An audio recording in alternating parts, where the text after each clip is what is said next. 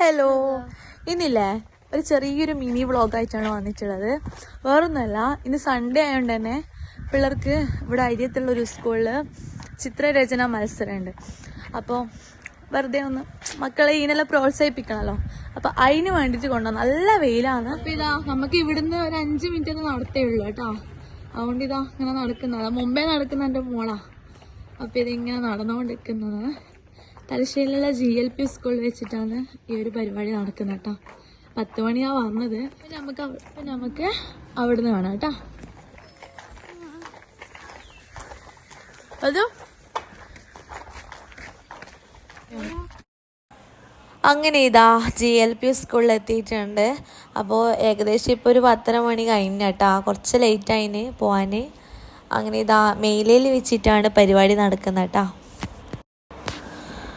അങ്ങനെ നമ്മളവിടെ എത്തി. നമ്മളവിടെ എത്തിയേരം ഒരു ക്ലാസ്സിൽ ഫുള്ള് കുട്ടികളായിട്ട് ഉണ്ടായിരുന്നു.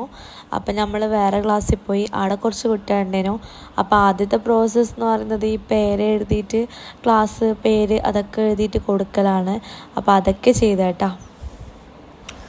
പിന്നെയെന്ന് വെച്ചാൽ നമ്മളെ മക്കൾക്ക് കഴിവില്ലെങ്കിലും നമ്മൾ ഇങ്ങനത്തേനൊക്കെ ഓരോന്നിനും പ്രോത്സാഹിപ്പിച്ചു കൊടുക്കണം. അപ്പോൾ എന്താ പറയുക, അവർക്കുള്ളിൽ എന്തെങ്കിലും ഉണ്ടെങ്കിൽ അത് പുറത്തു വരുമല്ലോ. എന്ത് കഴിവായിക്കോട്ടെ, ഇപ്പോൾ ഡാൻസ് ആയിക്കോട്ടെ, പാട്ടായിക്കോട്ടെ, ഡ്രോയിങ് ആയിക്കോട്ടെ, അല്ലെങ്കിൽ കരാട്ടയോ അങ്ങനത്തെ എന്തെങ്കിലും അങ്ങനെ. അപ്പോൾ എൻ്റെ ഒരു അഭിപ്രായം എങ്ങനെയാണ്, പിള്ളേർക്ക് എന്താണോ ആഗ്രഹം അതാവട്ടെ. പിന്നെ അതിൻ്റെ കൂടെ നമ്മളെ ആഗ്രഹങ്ങളും ഇൻക്ലൂഡ് ചെയ്യുക. അവർക്ക് ഇഷ്ടമുണ്ടെങ്കിൽ മാത്രം അത് ആക്സെപ്റ്റ് ചെയ്യാം. അപ്പോൾ പേരും ക്ലാസ്സൊക്കെ എഴുതി അതൊക്കെ ഫില്ല് ചെയ്ത് പിന്നെയെന്ന് വെച്ചാൽ ഉദ്ഘാടനം ഉണ്ടായിരുന്നു.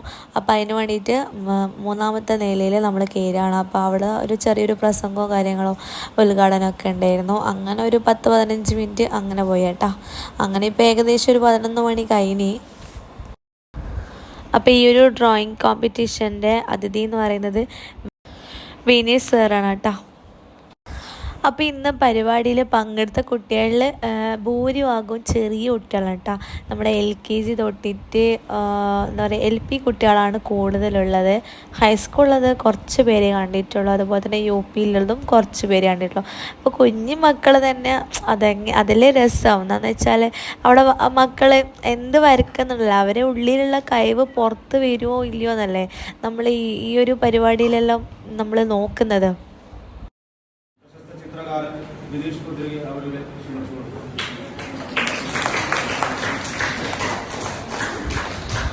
അപ്പോൾ ഞാൻ ബനൂന പരിപാടിയിൽ പങ്കെടുക്കണം എന്ന് വിചാരിച്ചു. പക്ഷെ ഓനിക്ക് സുഖമില്ല, ഓനിക്ക് പനിക്കുന്നതുകൊണ്ട് ഈ പ്രോഗ്രാമിൽ പങ്കെടുപ്പിക്കാൻ കഴിഞ്ഞിട്ടില്ല കേട്ടോ.